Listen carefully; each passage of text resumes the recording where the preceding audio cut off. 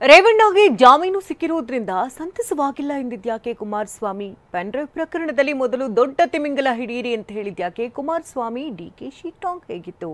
ಈ ಸುದ್ದಿಗಳನ್ನು ನೋಡೋಣ ರಾಜಕೀಯ ನ್ಯೂಸ್ ಟಾಪ್ 9 ನಲ್ಲಿ. ಎಚ್.ಡಿ. ರೇವಣ್ಣ ಅವರಿಗೆ ಜಾಮೀನು ಸಿಕ್ಕಿರೋದ್ರಿಂದ ನನಗೆ ಸಂತಸವಾಗಿಲ್ಲ ಎಂದು ಮಾಜಿ ಸಿಎಂ ಕುಮಾರಸ್ವಾಮಿ ಹೇಳಿದ್ದಾರೆ. ಜೆಪಿ ನಗರದ ತಮ್ಮ ನಿವಾಸದ ಬಳಿ ಮಾತನಾಡಿದ ಅವರು, ರಾಜ್ಯವೇ ತಲೆ ತಗ್ಗಿಸುವ ಘಟನೆ ನಡೆದಿದ್ದು ಇದು ಸಂತಸ ಪಡುವ ಸಮಯವೂ ಅಲ್ಲ. ಯಾರು ತಪ್ಪು ಮಾಡಿದ್ದಾರೋ ಅವರಿಗೆ ಶಿಕ್ಷೆ ಆಗಬೇಕು.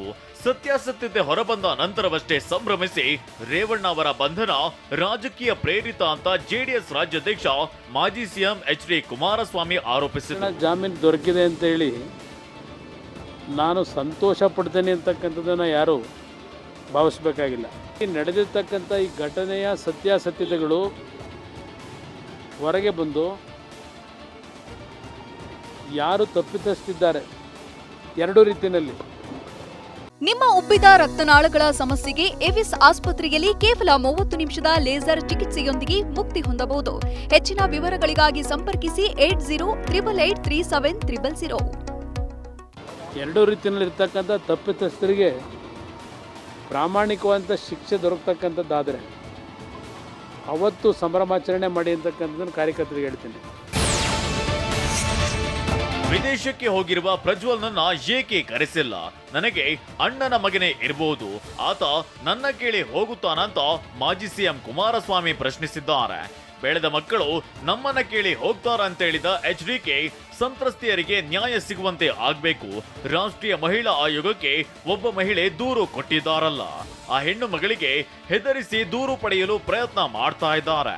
ಅದರ ಬಗ್ಗೆ ಏನು ಕ್ರಮ ತೆಗೆದುಕೊಂಡಿದ್ದೀರಿ ಗೃಹ ಸಚಿವರೇ ಅಂತ ಪ್ರಶ್ನಿಸಿದ್ರು. ಸಂಬಂಧಪಟ್ಟಂತ ಯಾರಾದರೂ ಹೇಳಿಕೆ ಕೊಟ್ಟರೆ ಅವರ ಮೇಲೆ ಕಾನೂನು ರೀತಿಯಲ್ಲಿ SIT ಅವರು ಕ್ರಮ ತೆಗೆದುಕೊಳ್ತಾರೆ ಅಂತ ಹೇಳಿದ್ದಾರೆ. ಗೃಹ ಸಚಿವರ ಹೇಳಿಕೆಗೆ ಎಷ್ಟರ ಮಟ್ಟಿಗೆ ಒಂದು ಬೆಲೆ ಇದೆ ಅಂತಕ್ಕಂಥದ್ದು ನನ್ನ ಪ್ರಶ್ನೆ ಇವತ್ತು. SIT ಅಧಿಕಾರಿಗಳಿಗೆ ಹೇಳ್ತಿದ್ದೇನೆ, ನಿಮಗೂ ಅಕ್ಕ ತಂಗಿ ತಂದೆ ತಾಯಿಗಳು ಇರ್ತಾರೆ. ಘಟನೆಗೆ ಕಾರಣವಾದ ಯಾವ ವ್ಯಕ್ತಿಯನ್ನು ಹಿಡಿಯಲಿಲ್ಲ ಯಾಕೆ ಅಂತ ಕುಮಾರಸ್ವಾಮಿ ಪ್ರಶ್ನಿಸಿದ್ದಾರೆ. ಬಿಜೆಪಿಯ ಮಾಜಿ ಶಾಸಕರೊಬ್ಬರ ಎಡಬಲ ಇದ್ದವರನ್ನ ಹಿಡಿಯಲಾಗಿದೆ. ಎಚ್.ಡಿ. ದೇವೇಗೌಡರ ಕುಟುಂಬಕ್ಕೆ ಕಳಂಕ ತರಲು ಈ ರೀತಿ ಮಾಡಿದ್ದಾರೆ. ದೇವರಾಜೇಗೌಡರನ್ನ ಈಗ ಕೇಸ್ ಹಾಕಿ ಅರೆಸ್ಟ್ ಮಾಡಿದ್ದು ಯಾಕೆ? 1 ತಿಂಗಳಿನಿಂದ ಏನೇನೆಲ್ಲ ಬೆಳವಣಿಗೆಗಳು ಆಯ್ತು? ದೊಡ್ಡ ತಿಮಿಂಗಿಲದ ಆಡಿಯೋ ಬಿಟ್ಟರೆಂದು ದೇವರಾಜೇಗೌಡರ ಬಂಧನ ಮಾಡಿದ್ದಾರಂತ SIT ವಿರುದ್ಧ ಕಿಡಿಕಾರಿದ್ದಾರೆ. ಈಗ ದೇವರಾಜೇಗೌಡರದೇ ನಿಮ್ಗೆ ಹೇಳ್ಬೇಕು ಅನ್ನೋದಾದ್ರೆ 1 ತಿಂಗಳಿಂದ ಯಾಕೆ ಸರ್ಕಾರ ಅದರ ಬಗ್ಗೆ ಆ್ಯಕ್ಷನ್ ತಗೊಳ್ಳಿಲ್ಲ?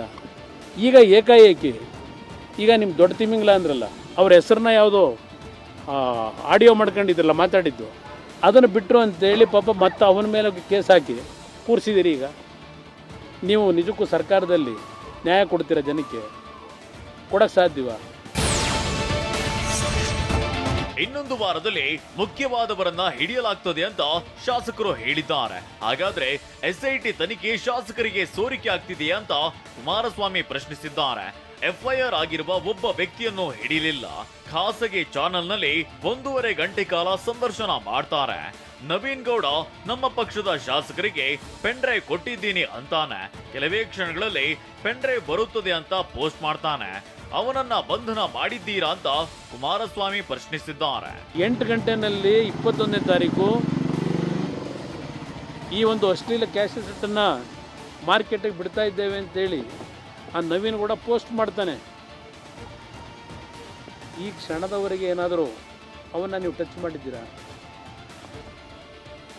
ಯಾವ ತನಿಖಾ ತಂಡವನ್ನು ಇವತ್ತು ಯಶಸ್ವಿಯಾಗಿ ಕೆಲಸ ಮಾಡ್ಲಿಕ್ಕೆ ಬಿಟ್ಟಿದ್ದೀರಿ? ಪೆನ್ ಡ್ರೈವ್ ಪ್ರಕರಣದ ಬಗ್ಗೆ ನಾನು ಸಮಾಧಾನವಾಗಿ ಹೋರಾಟವನ್ನ ಮಾಡ್ತೇನೆ, ನ್ಯಾಯಯುತ ಹೋರಾಟ ಮಾಡ್ತೇನೆ. ಪೆನ್ ಡ್ರೈವ್ ಪ್ರಕರಣದಲ್ಲಿ ದೊಡ್ಡ ತಿಮಿಂಗಿಲ ಹಿಡಿಬೇಕು ಅಂತ ಕುಮಾರಸ್ವಾಮಿ ಆಗ್ರಹಿಸಿದ್ದಾರೆ. ವಿಡಿಯೋದಲ್ಲಿ ಬಂದಂತಹ ಮಹಿಳೆಯರ ಕುಟುಂಬಗಳ ಬಗ್ಗೆ ಸರ್ಕಾರಕ್ಕೆ ಅನುಕಂಪ ಇದೆಯಾ? ಇದರಲ್ಲಿ ಯಾವುದನ್ನು ವಹಿಸಿಕೊಳ್ಳುವ ಪ್ರಶ್ನೆಯೇ ಇಲ್ಲ ಅಂತ ಹೇಳಿದ ಅವರು, ಕುಮಾರಸ್ವಾಮಿಯೇ ರೇವಣ್ಣ ಕುಟುಂಬವನ್ನ ಮುಗಿಸಲು ನೋಡ್ತಿದ್ದಾರೆ ಅಂತ ಅಪಪ್ರಚಾರ ಮಾಡಲಾಗ್ತಿದೆ ಅಂತ ಕಿಡಿಕಾರಿದ್ರು. ಪೆನ್ಡ್ರೈವ್ ಪ್ರಕರಣದಲ್ಲಿ ಮೊದಲು ದೊಡ್ಡ ತಿಮಿಂಗಿಲ ಹಿಡಿಬೇಕು ಎಂಬ ಕುಮಾರಸ್ವಾಮಿ ಹೇಳಿಕೆಗೆ ಯಾರನ್ನಾದ್ರೂ ಹೊಡೆದು ಬಡಿದು ನುಂಗಿ ಹಾಕ್ಲಿ, ಎಲ್ಲದಕ್ಕೂ ಸಮಯವೇ ಉತ್ತರ ಕೊಡುತ್ತೆ. ನಾನು ಜಸ್ಟ್ ಎಕ್ಸಿಕ್ಯೂಟರ್, ನಾನು ಪ್ರೊಡ್ಯೂಸರ್ ಅಲ್ಲ, ನಾನು ಡೈರೆಕ್ಟರ್ ಅಲ್ಲ ಅಂತ ಹೇಳಿದ್ದಾರೆ. ಈಗ ನಾನು ಉತ್ತರ ಕೊಡೋಕ್ಕಾಗಲ್ಲ. ಯಾರ್ಯಾರು ಬೇಕೋ ಅವ್ರು ಹಿಡಿದು ಪಡೆದು ಎಲ್ಲರನ್ನೂ ತಂದು ಒಳಕಾಕಿ ಅವರೇನು ನುಂಗ್ಕೊಳ್ಳಿ, ನುಂಗ್ಕೊಳ್ಳಿ. ನಾನೇನು ಬರೀ ಎಕ್ಸಿಬಿಟ್ರು, ನಾನು ಡೈರೆಕ್ಟ್ರು ಅಲ್ಲ, ಪ್ರೊಡ್ಯೂಸರ್ ಅಲ್ಲ. I am an exhibitor, theatre exhibitor ನಾನು. ಸಂತ್ರಸ್ತೆ ವಿಡಿಯೋ ಬಿಡುಗಡೆ ಕುರಿತು ನನಗೆ ಗೊತ್ತಿಲ್ಲ, ಎಸ್ಐಟಿ ಅಧಿಕಾರಿಗಳು ತನಿಖೆ ಮಾಡ್ತಿದ್ದಾರೆ, ಅವರೇ ನೋಡಿಕೊಳ್ತಾರೆ ಅಂತ ಬೆಂಗಳೂರಿನಲ್ಲಿ ಡಿಸಿಎಂ ಡಿಕೆ ಶಿವಕುಮಾರ್ ಹೇಳಿದ್ದಾರೆ. ಅಶ್ವಥ್ ನಾರಾಯಣ್ ಆರೋಪಕ್ಕೆ ಉತ್ತರಿಸ್ತೇನೆ. ನನಗೆ ಯಾವ ಕಾಂಗ್ರೆಸ್ ಶಾಸಕರು ಮಾತನಾಡಿದ್ದಾರೆ ಗೊತ್ತಿಲ್ಲ. ನನಗೆ ಸ್ಟ್ರೈಕ್ ಮಾಡುವ ಅವಶ್ಯಕತೆ ಇಲ್ಲ, ನನಗೆ ನರೇಟಿವ್ ಬದಲಾಯಿಸುವ ಅವಶ್ಯಕತೆ ಕೂಡ ಇಲ್ಲ. ಎಲ್ಲದಕ್ಕೂ ಸಮಯವೇ ಉತ್ತರ ನೀಡುತ್ತದೆ ಅಂತ ಡಿಕೆಶಿ ಹೇಳಿದ್ದಾರೆ. ಎಚ್ ಡಿ ರೇವಣ್ಣ ಜೈಲು ಪಾಲಾಗಲು ಡಿಕೆ ಶಿವಕುಮಾರ್ ಕಾರಣ ಎಂಬ ಆರೋಪಕ್ಕೆ ಪ್ರತಿಕ್ರಿಯಿಸಿರೋ ಡಿಕೆಶಿ, ಅವರದ್ದು ದೊಡ್ಡ ಕುಟುಂಬ, ಈ ರೀತಿ ಆಗಬಾರದಿತ್ತು, ಆ ಬಗ್ಗೆ ನನಗೂ ಬೇಸರವಿದೆ, ನೋವಿದೆ ಅಂತ ಹೇಳಿದ್ದಾರೆ. ನಾನು ಯಾರಿಗೂ ಕೆಟ್ಟದನ್ನ ಬಯಸಲ್ಲ, ನನಗೆ ಸಂಬಂಧವೇ ಇಲ್ಲ, ನಾನು ಕೂಡ ಇದನ್ನೆಲ್ಲ ಅನುಭವಿಸಿಯೇ ಬಂದಿದ್ದೇನೆ. ನಾನು ಕಷ್ಟಪಟ್ಟರು ಒಳ್ಳೆಯದೇ ಬಯಸ್ತೇನೆ, ಅದಕ್ಕಾಗಿ ದೇವರು ನನಗೆ ಗಟ್ಟಿಯಾಗಿ ರಕ್ಷಣೆಗೆ ಇದ್ದಾನೆ. ಆದ್ರೆ ನನ್ನ ಬ್ರದರ್ ಕುಮಾರಣ್ಣನಿಗೆ ಸದನದಲ್ಲಿ ಉತ್ತರಿಸ್ತೇನೆ ಅಂತ ಡಿಕೆಶಿ ಹೇಳಿದ್ದಾರೆ. ಸಾರಿ ಫಾರ್ ನನಗೂ ಪಾಪ ಆಗಬಾರ್ದು, ಒಂದು ದೊಡ್ಡ ಕುಟುಂಬ ಇವೆಲ್ಲ ಆಗಬಾರ್ದು ಅಂತ ನನಗೂ ಐ ಫೀಲ್ ಸಾರಿ ಫಾರ್ ಅವ್ರಿಗೆ. ನಮ್ಮ ಮೇಲೆ ಏನಾದ್ರು ಬಯಸ್ಕೊಳ್ಳಿ, ನನಗೆ ಯಾವ ಕಾರಣಕ್ಕೂ ಕೆಟ್ಟ ಬಯಸೋನಲ್ಲ, ನನಗೆ ಅವಶ್ಯಕತೆಯೂ ಇಲ್ಲ. ಪೆನ್ಡ್ರೈವ್ ಹಂಚಿಕೆ ಪ್ರಕರಣದಲ್ಲಿ ದಾಖಲೆ ಇದೆ, ತನಿಖೆ ಮಾಡಿಸುವ ತಾಕತ್ತಿದೆಯಾ ಅಂತ ಕುಮಾರಸ್ವಾಮಿ ಸವಾಲ್ಗೆ ಸಚಿವ ಸತೀಶ್ ಜಾರಕಿಹೊಳಿ ತಿರುಗೇಟು ನೀಡಿದ್ದಾರೆ. ದಾಖಲೆ ಇದ್ರೆ ನೀಡ್ಲಿ, ಇಲ್ಲವಾದ್ರೆ ತನಿಖೆ ನಡೆಸಲಾಗಲ್ಲ, ಕೆರೆಯಲ್ಲಿ ಮುಳುಗಿಸಿ ಏನು ವ್ಯವಹಾರ ಮಾಡಿದ್ರು ಎಂಬಂತಾಗುತ್ತೆ. ದಾಖಲೆ ಇದ್ರೆ ಮುಖ್ಯಮಂತ್ರಿಗಳಿಗೆ ನೀಡ್ಲಿ ಅಂತ ಹೇಳಿದ್ದಾರೆ. ಕೊಡಬೇಕಲ್ಲ, ಅವ್ರು ಕೊಡದೆ ನೀವೇ ಹಂಗೆ ಸಾಲ ಹಾಕಿರಿ, ಹಂಗೆ ಕೊಡ್ಬೇಕು. ಸಿ ಎಂ ಅವ್ರಿಗೆ 10 ರೂಪಾಯಿ ಕೊಡ್ಬೇಕಲ್ಲ, ಅವ್ರು ಕೊಟ್ಟರೆ ಮಾಡ್ತಾರೆ. ನೀರಲ್ಲಿ ಅದನ್ನ ಮುಳುಗಿಸಿ ಹಂಗೆ ಅದು ಸೈಜ್ ಗೊತ್ತಿಲ್ಲ ಹಂಗೆ ಹೇಳ್ದಂಗೆ ಕತೆ ಹಂಗೆ ಆಗ್ತಿರ್ತದೆ. ನೀವು ಸಿ ಎಮ್ಗೆ ಚಾಲೆಂಜ್ ಮಾಡ್ರೆ